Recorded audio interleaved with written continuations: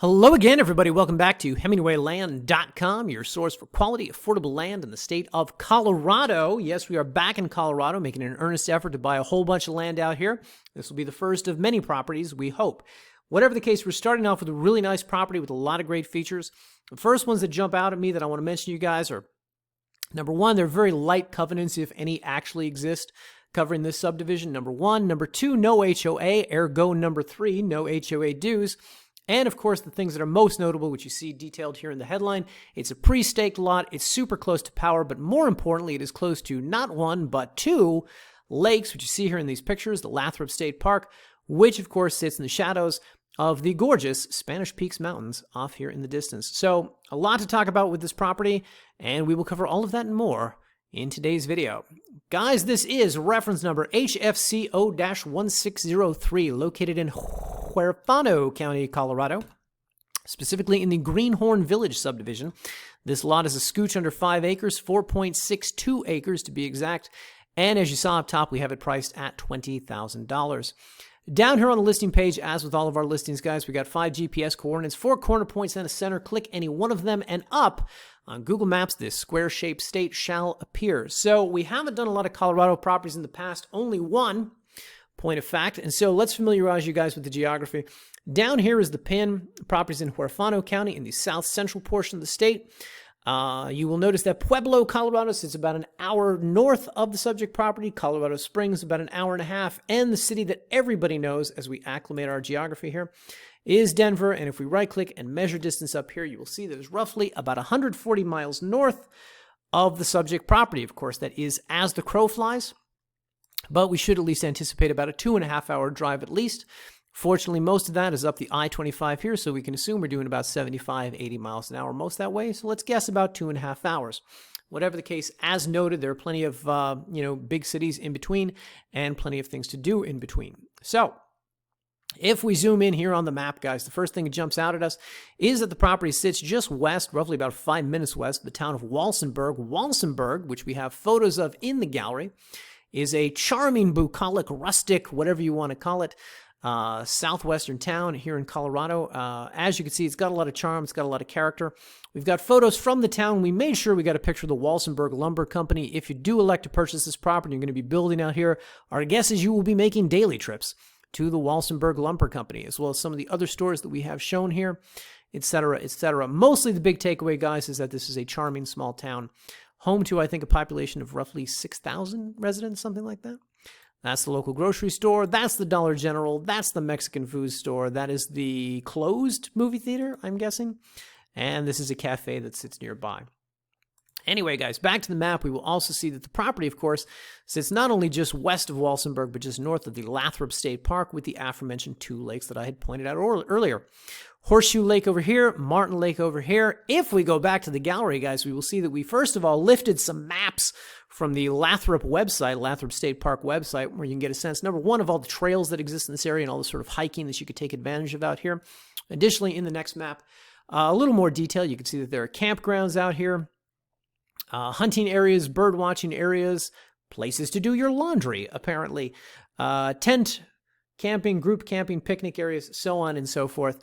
Obviously, we've got their website linked on ours, so you can explore that a little more if you're unfamiliar with the region, but the point is there's a lot to do out there.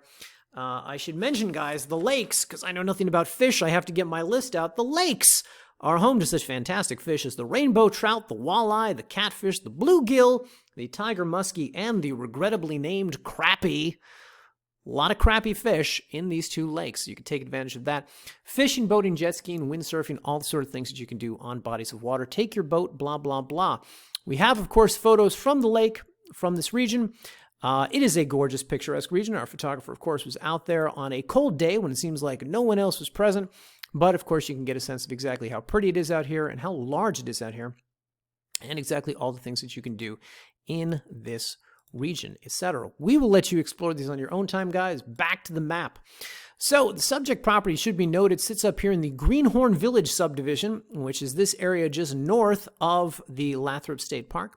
The subject property is located here off road. I am going to massacre the pronunciation of Culebra Boulevard, something like that. If you guys know how this is pronounced, feel free to ridicule me in the YouTube comments section. That's the only way I'll learn. Anyway, guys, if we go to satellite view, you'll see the property sits just north here off road I can't pronounce, Culebra. Of course, we do not have on map view, we don't have a representation of the plat. Fortunately for you guys, we do have it down here in the photo gallery. First, we've got the Google Earth overlay, giving you a sense of the footprint of the property, approximately a rectangular shaped lot. We do also have the plat map for those of you who enjoy looking at these. Huerfano County provided us this blurry image that is a plat map, but you can see that this is the property up here, located off Culebra Boulevard. Anyway, lot 240, it should be noted, guys, because the map is not the easiest thing to read. Anyway, back to this. So, one thing I would like to point out to you guys is that there's no power at the lot line. Nearest power, however, is very close. It is actually on the neighboring lot, on the south end of the neighboring lot. So along all these roads out here, there's no power running along the roadside, but there is power on neighboring properties. I should also have you guys know, if you kind of look at the map here, you'll see some developed properties right here, over here as well. I've studied the subdivision quite a bit. I don't really see roads where power runs up and down a road. What I see are places where there's a home site and there's like a utility easement that was put up. And so they're throughout the subdivision, but it's not like like a fully laid out, easement for utilities. It's kind of strange. I don't see that a lot in New Mexico. Whatever the case, my suspicion is likely not difficult to get power extended from the neighboring property to the subject property. Anyway, guys, let's go to the photo gallery, take a look at the photos that we have down here. We've already covered the town and we've covered the lake photos, but now I just want to show you guys some of what this area looks like. So first off, first thing that jumps out at us here is that we have very easily navigable roads. These are the kind that really can be traversed in any vehicle type, whether you've got a large off-road capable vehicle or just a small vehicle. So very easy to get around out here. Additionally, we've got the property boundary markers. So yes, this is what we're talking about in the headline when we say property boundary markers. This is 1, this is 2, this is 3, and this is 4. And you may think that these look pretty redneck property markers, look like kind of redneck property boundary markers. That being said, we've seen enough rural regions to know that this is what actually counts as a property boundary marker. And these things are not there by happenstance, not there by chance or coincidence. Somebody put them there for a reason. And when our photographer was out there, he indicated that these, pretty well line up with what the GPS coordinates indicated were the property boundaries. So that's going to be a savings to you. You're not going to have to get the property surveyed. That'll be about $1,000 or $2,000 savings that comes with this. Anyway, as we go through the photos, I will have you guys know our photographer went out there 2 days in a row. So we've actually got like about 80 photos in this gallery. One from the warm and sunny day and the second set from the cold and snowy day. The cold and snowy day, at the very least, you can get a sense of what the neighboring mountainside looks like in this area. Of course, this is a beautiful Rocky Mountain country. So you've got some great views of these neighboring mountains, particularly when they are snow-capped. And of course, as we explore the photos here, we will also see that this is nice, flat, buildable land. This is not the kind of thing where it's difficult, where you have to do a lot of excavating or grading just to get a sort of, campsite picked out for you, just to get a sort of place where you can start to build a home. This is a region where you should have little difficulty doing that. Should be noted, guys, that I mentioned earlier, so there's covenants and restrictions that govern this area that were created in 1967. We've got them linked on the page, and I will get into those in just a bit. If you go through those, however, they're pretty light. They're pretty reasonable. My suspicion is they're not being enforced to begin with, number one. But number two, if they are, most of them are pretty logical, common, good sense, good neighbor type things. Like, don't leave a bunch of trash on your land. Okay, that seems easy to abide by. Most of those covenants, however, and I'll get to it in a second, have to do with subdivision of lots. So really not a lot of restrictions in this area. And as noted earlier, no HOA, no HOA dues. I mentioned all this, however, because the CCRs do not indicate whether or not you can build a mobile or a modular home out here. Our digging into the Huerfano County land use guides and the zoning ordinances, however, indicate that mobile and modular homes are okay. RVs are good for 30 days at a time, and minimum square footage in Huerfano County is 600 square feet. So depending on your definition of a tiny home, that may also be doable in this region, etc. Anyway, guys, I will let you look through the bajillion photos that we have in this gallery down here. As you can see, we had them taken over 2 days. Quickly, though, quickly.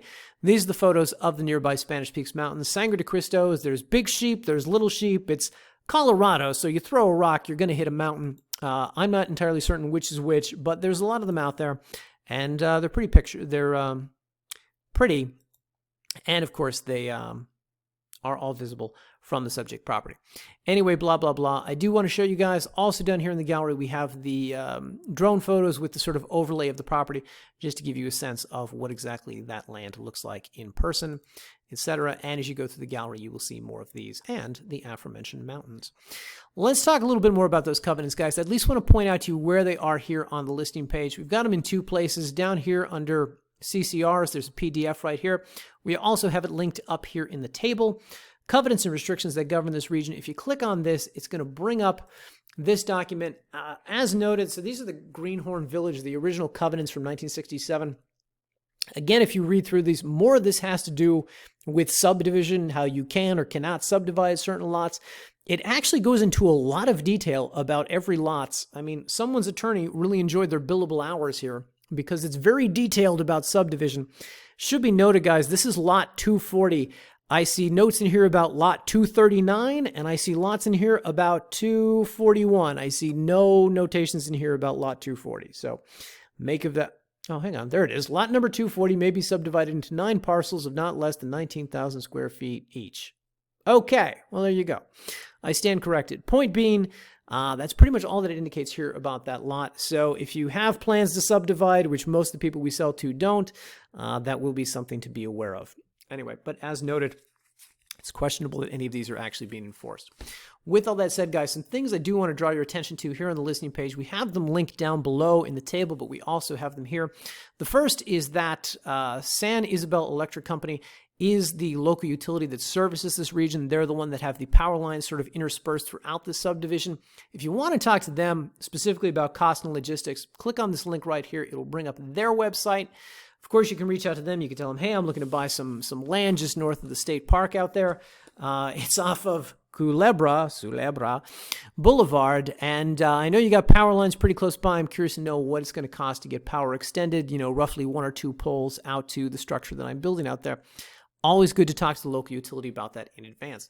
That's number 1, guys. Number 2, we've got a little feature here in this write-up that we don't typically have in our New Mexico write-ups. It has to do with water table depth. Now, as I've mentioned in about 7 bajillion videos, I'm reluctant to quote water table depth because I don't want to sell a property to someone saying, oh, you know, roughly 150 to 200. They buy the property and then 3 months later come back and say it was 210 and you completely misrepresented this.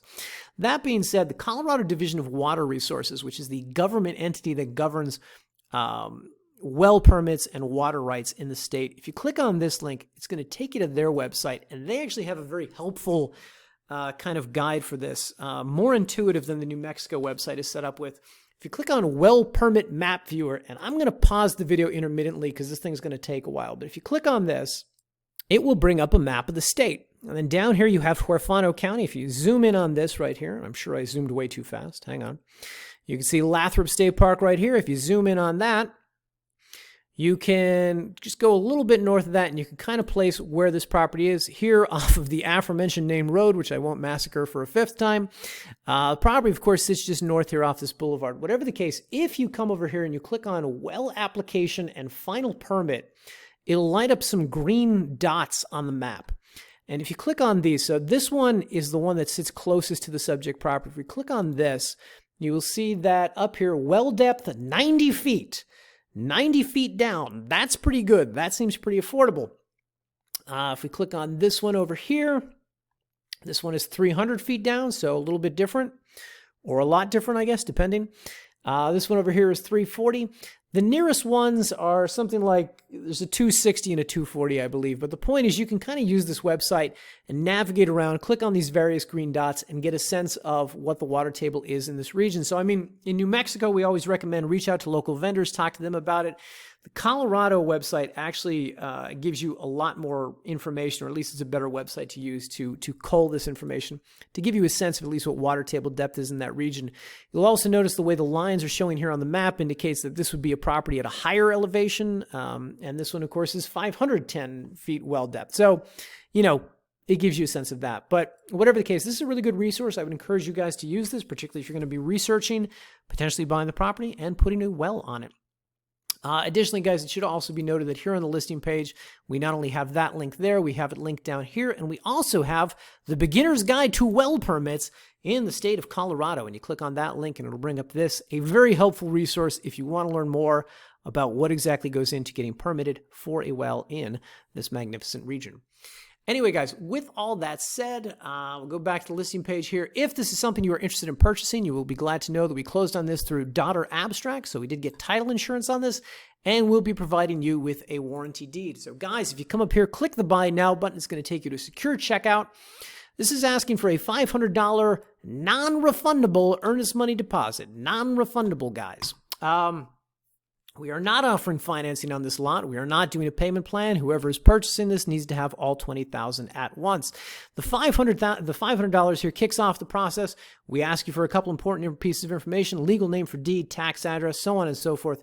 Agree to the terms of service, click next, and on the very next page you can place that $500 deposit. To be clear, guys, the way that this works, the way that we encourage you to do this, it's closed through a title company as well. As noted, we close with Daughter Abstract. We're going to encourage you to close with them. They've got a file on this property. It's brand new. It's fresh. And they've already insured it, so it makes life a lot easier and a little bit less expensive for you, the buyer. Whatever the case, you put down the $500. We're going to draft a contract. We're going to get that to you within 24 hours. We sign it. You sign it. We submit it to the title company, and they do the rest. And in roughly about 30 days, they'll ask us to deed the land to you, and then they'll ask you to wire them the rest of the money. Of course, there are many benefits to closing through a title company, guys, but the big one is that we cannot touch your money until such a time as the property has been deeded into your name. So if you're at all skeptical about buying land online, this is an excellent safeguard for your peace of mind and for your money. And by the way, guys, if I went through quick to all that, just come up here to our How It Works page, Buying From Us. If you click on that, it'll take you to this page. We cover the two basic ways that we convey property. This one down here in this price range, 10,000 plus, this is how we would do this. Exactly what I indicated. Put down the earnest money deposit. We draft a contract. You sign it. We sign it. And then we open escrow. And by the way, guys, if you want to see what that contract looks like that you will be asked to sign, just click this link and it will take you to this generic version of one of our standard contracts. Very easy to... Well, very easy to understand. It's a very user-friendly contract. One page for signatures. Title company won't do anything until they have this signed, and we don't draft it until we have the $500 earnest money deposit.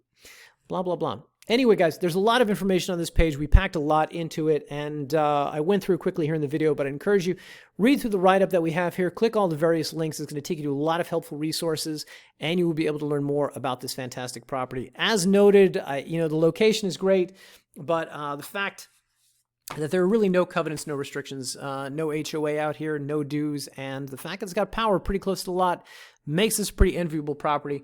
My suspicion is that this one will sell sooner rather than later, so do your homework quickly. Anyway, guys, thanks again for watching, and we'll see you in the next video.